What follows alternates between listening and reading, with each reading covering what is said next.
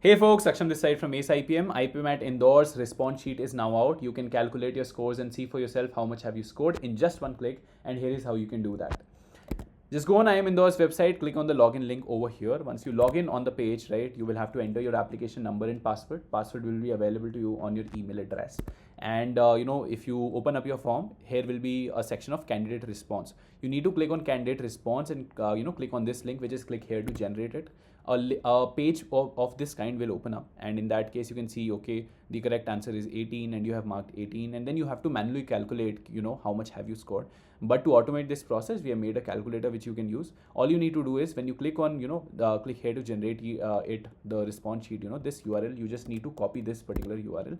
You need to come over here on this particular calculator and you have to enter your details. For example, I'm entering my WhatsApp number, my email address, and my category, and here I'll just paste the response sheet URL.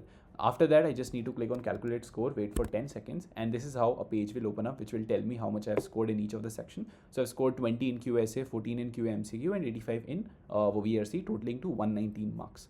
Now, a detailed analysis as to which question is correct, incorrect is available over here as well, down on the page, so you can look at this as well.